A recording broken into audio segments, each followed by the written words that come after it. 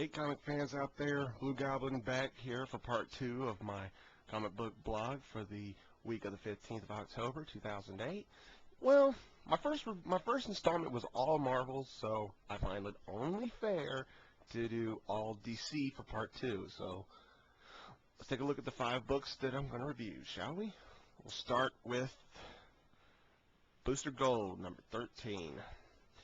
Booster Gold's a series that's actually doing really well. I love how Booster Gold's such a smart ass, and there's just some things he just can't figure out, like how to get his sister back. Does he know that Rip Hunter's actually his son and not just his mentor? This particular issue with Starro the Conqueror, it was a bit much. I mean, you couldn't turn a page without seeing a star somewhere. I mean, it was a little overdone for me. Other than that, it was a really good read, and I think at the end of this issue, I think Booster Gold has a clue to knowing Rip Hunter might be his son. All he finds out is that he has a son, but I wonder if he's figured out everything. Gets a 7. It's not bad. I recommend picking it up. Not bad. Next, we got one of my personal favorites, the Titans. We got Titans number 6.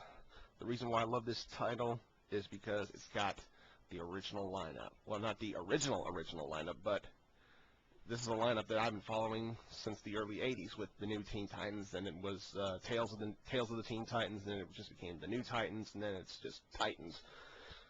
Still very good. The story revolves around Raven, continuing the saga of the Sons of Trigon. I love it. We got the 7 deadly sins, and that's what each one of the children of Trigon represents. Raven is obviously the most powerful one. After seeing what she does in this issue, very, very good. Raven decides Raven tells the team, if I'm going to stay in this team, then it's best that you have some items that you can use to kill me in case something like this happens again, because I'm pretty sure it's going to happen again, and I don't think I want to put you all through that again. The team this time, they understand and they respect Raven's wishes. And at the end of this issue, we think Match comes back. For those of you who don't know who Match is, kind of think of like Superboy. Think of like a Bizarro Superboy from the other Teen Titans book. That's who Match is, and he comes back and find out that he's possessed by Jericho. Did not see that coming. This issue gets a 7.5. Not bad. I highly recommend that one as well. Not bad. Totally didn't expect Jericho. Next up, Batgirl number 4 of 6. Now, anybody who knows me in real life knows that when it comes to Batgirl, I've always been a huge sucker for Barbara Gordon. Now, there was a Batgirl before Barbara Gordon. I believe her name was Betty Kane. She's just pure nostalgia now. Barbara Gordon is heading that way, but she's doing a really good job as Oracle. Cassandra Cain, being Batgirl, she's not bad. She's a little rough around the edges, so to speak, and so is her companions in this one. They go after Slade. Very good fighting. Slade just showing how much of an asshole he is. He nearly kills his own daughter. Of course, that's no surprise.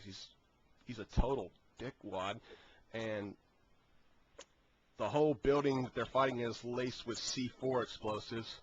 Very good fight, great ending, and Batgirl finds out who's targeted for assassination. I don't want to spoil it. Gets an 8. Very good.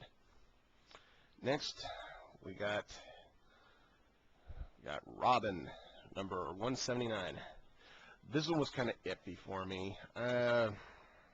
I really don't know if I really truly got heavily into this one. I thought when I opened this book up, I thought I was going to see Spoiler dead, because that would have been such a waste. Because I always thought Stephanie Brown, spoiler, I always thought she was dead, and then when they brought her back, and then just shortly after bringing her back, they're going to kill her again? What a waste that would have been. Turns out she just got shot in the shoulder. She's fine, no big deal. She's back alongside with Robin, but that's all I got out of this issue. Not really much reading, not really much grip to it at all. The only thing good about it was the cliffhanger at the end where Tim Drake's possibly going to be confronting Red Robin in the next issue.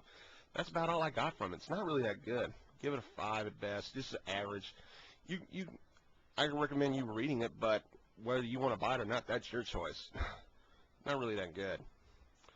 Finally, we got DC Universe Decisions number 3 of 4. Well, I ain't gonna lie. I was skeptical about this miniseries when it first came out. I was kind of like, okay, DC superheroes playing politics? Are you kidding me? What? Like, Superman endorses so-and-so, Green Lantern endorses this guy, Wonder Woman endorses this woman. I'm like, what? I was like, what the hell? I'll go ahead and read it. And I was actually surprised. It's actually really good. The first issue, Green Arrow endorses a candidate. And then in the next issue, and then later on at the end of that issue, Green Lantern endorses somebody. They get into a fight in the next issue. And then Bruce Wayne, not Batman, Bruce Wayne endorses a candidate. And now we got Wonder Woman endorsing a candidate, Flash making fun of it, calling Flash a terrorist. And we find out, and the whole thing is that the DC superheroes are trying to protect the candidates and the politicians from a trained killer who can possess bodies. And they find out at the end of this issue that the killer is Jericho. Jericho's getting a lot of exposure, especially for somebody who we think is supposed to be dead. Well, surprised me. It didn't shock me. A lot of books haven't been shocking me hardly anymore. Just surprises and being caught off guard. It's just not shocking. I miss being shocked. Come on, Marvel, DC, shock me. This issue gets a 7. It's not bad. Can't wait to see how it ends, though. It might end with a bang. Who knows? So, that's it for me. So, until my next video, later.